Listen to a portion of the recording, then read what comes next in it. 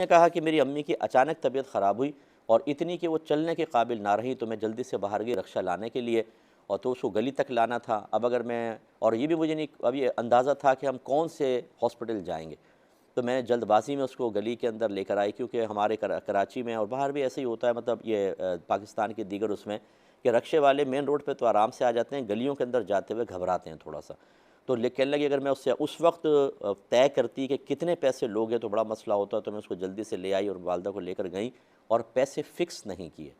जबकि मैंने ये सुना है कि जब आप ये रक्षा वगैरह लें तो पैसे फ़िक्स करना लाजिम होता है। तो क्या मैं गुनाहगार हुई? देखें, आम हालात में तो ऐसे ही है क्योंकि आप जब किसी की सर्विस लेते हैं, उसकी खिदमत लेते हैं और ख़िदमत की बाकायदा उजरत देते हैं, इस अमल को या इस अक़द को कहते हैं अरबिक में इजारा। किराए पे चीज़ लेना देना, किसी की सर्विस को हासिल करना और उसको उसके जवाब में पैसा देना, और जो आप दे रहे होते हैं उसको उजरत कहा जाता है। और ये जो आप उजरत देते हैं, इसको फ़िक्स करना लाजिम होता है। ये जो हमारे यहाँ होता है, रक्शे वाले से कहा फ़लाँ इलाके में चलोगे जी, बैठ जाएँ, कितने पैसे लोगे? बहन जी जो दे देना। बहन जी फ़ौरन बैठ जाती हैं।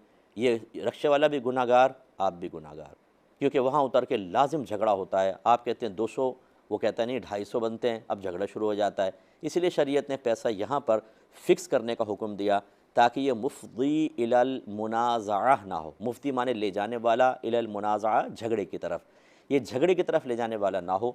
हर वो सूरत जो झगड़े की तरफ ले जाने वाली हो, शरीयत ऐसे अक़द को मना कर देती है। लिहाजा फ़िक्स करना ज़रूरी होता है। लेकिन जो आपकी सूरत हाल थी कि उस वक्त अगर आप उससे पैसे की बातें करती, उसको लेकर आती, जबकि अंदाज़ा भी नहीं था कौन से हॉस्पिटल लेके जाना है, तो प्रॉब्लम क्रिएट होती। तो इसलिए आपके लिए इस मकाम पे गुंजाइश थी। आप फिर भी अल्लाह की बारगाह में तौबा करें।